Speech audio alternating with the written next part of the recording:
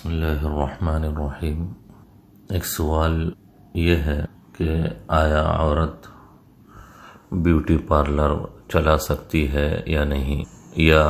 Beauty parlour میں کام کر سکتی ہے یا نہیں کر سکتی؟ تو اس کا جواب یہ ہے کہ عورت کے لیے زیب و زینت اختیار کرنا، بننا سنورنا اور جائز حدود میں رہ کر اپنے آپ کو خوبصورت بنانا شرعی نقطہ نظر سے جائز ہے، درست ہے، لیکن بعض چیزیں ایسی ہے جو شریعت کے سراسر خلاف ہے۔ اسی لیے اگر کوئی عورت بیوٹی پارلر چلاتی ہے یا بیوٹی پارلر میں کام کرتی ہے اور وہ صرف بناؤ سنگار اور عورت کو خوبصورت بنانے کے لیے جو کچھ اعتدال کے ساتھ، درمیانہ روی کے ساتھ جو کچھ طریقہ ہو سکتا ہے وہ طریقہ اختیار کرے اور زیب و زینت اور بنانے اور سنوارنے میں کچھ کام کر لے، وہ کسی حد تک جائز رہے گا۔ لیکن بال کاٹنا یا بال کٹوانا، بھووں کے بال کو تراشنا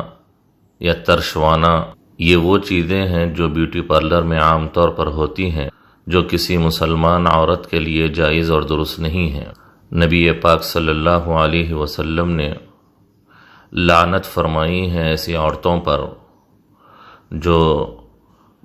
اپنے بھووں کے بال کاٹتی ہیں، ترشواتی ہیں، اور ایسی عورتوں پر بھی لعنت فرمائی ہے جو دوسروں کے بھووں کے بال تراشتی ہیں یا ان میں کاٹ چھانٹ کرتی ہیں۔ خوبصورتی کے لیے بھووں کے بالوں کا کاٹنا، اس کو باریک بنانا، اس کو لمبا بنانا، یہ اللہ تبارک و تعالیٰ کی تخلیق کو بدلنا، اور اللہ تبارک و تعالیٰ نے جس انداز سے، خوبصورت انداز سے پیدا کیا ہے، اس کے اندر تبدیلی لانے کے برابر ہے۔ اسی لیے لعنت ہے ایسی عورتوں پر جو اپنے بھووں کے بال کاٹتی ہیں یا کٹواتی ہیں۔ اور اسی طرح عورت کے لیے بالوں کو ادھر ادھر سے کاٹنا شرعی نقطہ نظر سے درست نہیں ہوتا۔ اسی لیے بیوٹی پارلر میں یہ سارے کام کرنا شرعی اعتبار سے جائز نہیں ہوگا، چاہے کسی مسلمان عورت کے بال کاٹیں، چاہے کسی کافرہ عورت کے بال کاٹیں یا بھویں نکالیں۔ باقی کسی خاص موقع کے حد تک اگر چہرے پر کچھ زیب و زینت اختیار کر لیا جائے، یا مہندی وغیرہ ڈال دی جائے، یا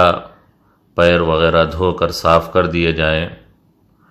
یہ بیوٹی پارلر کے اندر جائز ہے۔ اس حد تک عورت یہ کام کر سکتی ہے۔ اس سے ہٹ کر باقی جو اور چیزیں بناؤ سنگار کی قبیل سے ہے، دھوکے اور جس میں حد سے تجاوز کیا جاتا ہے اور جس میں دھوکے کی شکلیں پائی جاتی ہے، اس حد تک بناؤ سنگار کا اختیار کرنا درست ہے۔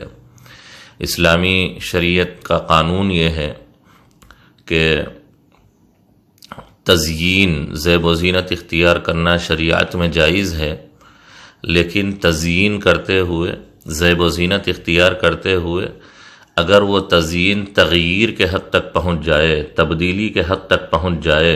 تو ایسی زیب و زینت جائز نہیں ہوگی۔ یعنی بناؤ سنگار اختیار کرتے ہوئے اس حد تک پہنچ جائے کہ کچھ کا کچھ ہو جائے، تھے کچھ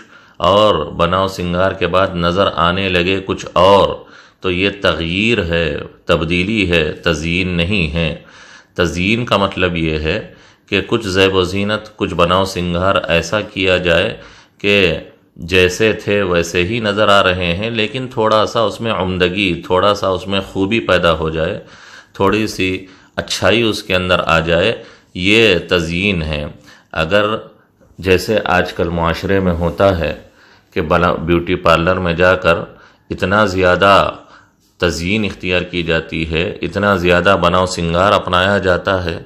کہ اب وہ جو شخصیت پہلے تھی وہ اب نظر ہی نہیں آ رہی ہے، کچھ اور ہی نظر آ رہی ہے، تو یہ ایک قسم کا دھوکہ ہے، یہ تزیین نہیں ہے۔ بناؤ سنگار عمدگی کے لیے